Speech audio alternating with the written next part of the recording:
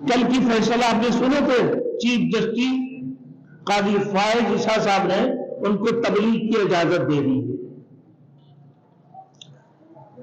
جبکہ ان کے خلاف جہاد کرنا فرض ہو چکی ہے میرے دوستوں۔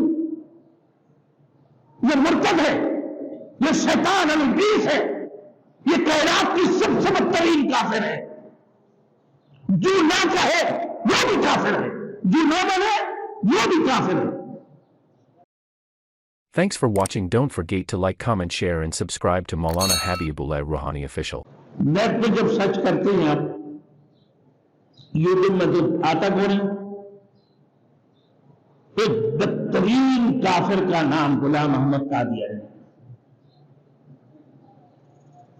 شکل میں آپ کی جیسے ہے، ٹوپی آپ کی جیسے ہے، جامع آپ کی جیسے ہے، پگڑی کی آپ کی جیسے پہننا شروع کر دیا اس نے، مگر اللہ کے رسول کو خاتم النبیین میں سے شامل نہیں کرتا، اللہ کے رسول کو آخری نبی نہیں مانتے ہیں۔ تو اس کی بات جب کہ اللہ نے فرما دی ہے کہ رسول محمد صلی اللہ علیہ وسلم قیامت تک یہ آخری نبی ہے، تو یہ بدترین کافر نہیں ہوا بلے سب سے بڑے خبیث، داڑھی آپ کی جیسے، ٹوپی آپ کی جیسے، جامع آپ کی جیسے، پگڑی آپ کی جیسے، اور پھر یہ شیطان اپنے آپ کو مسلمان کہلاتی ہے۔ جناب کل کی فیصلہ آپ نے سنے تھے، چیف جسٹس قاضی فائز عیسیٰ صاحب نے ان کو تبلیغ کی اجازت دے دی ہے، جبکہ ان کے خلاف جہاد کرنا فرض ہو چکی ہے میرے دوستوں۔ یہ مرتد ہے، یہ شیطان الابلیس ہے، یہ کائنات کی سب سے بدترین کافر ہے۔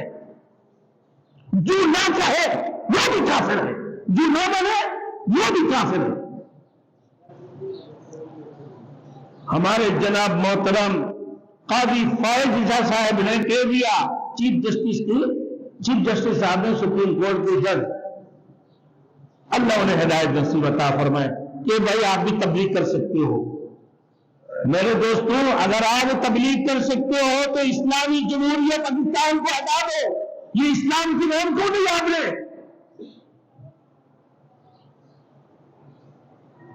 اسلامی جمہوریہ کیسے ہوئے؟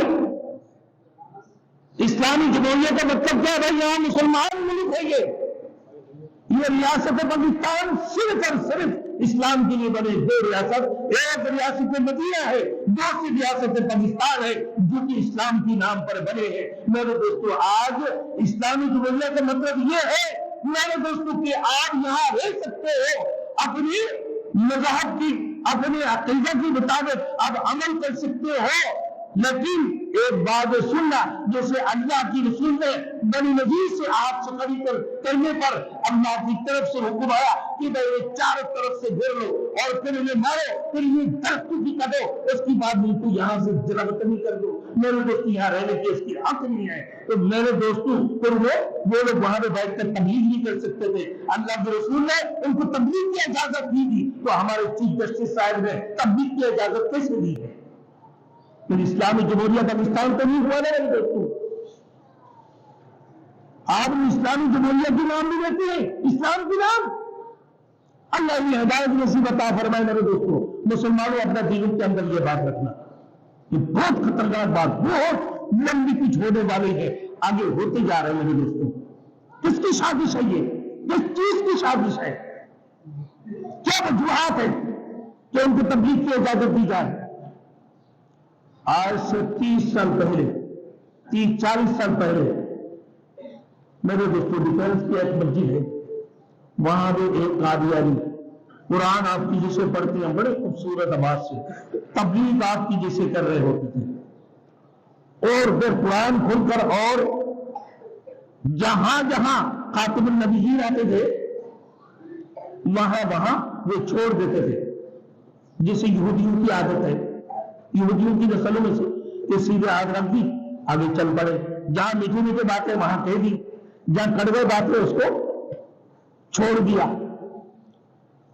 30 سال بعد جب وہاں سے نکل گیا تھا تو جاتے وقت کہہ دیا، ایک پرچی لکھ کے گیا کہ میں قادیانی کا، لہذا جو خاتم النبیین پر ایمان رکھتے ہو وہ اپنی نماز کو لوٹا دیا۔ تو آپ کے اور ہمارے بیچ میں، آپ کے اور ہمارے بیچ میں یہ قادیانی، میرے دوستوں، یہ چلتے پھرتے ان کو پہچاننا مشکل ہے. یہ انسان کی جسم کی پھوڑے ہیں، انسان کی جسم پر پھوڑے ہوئے گندگی.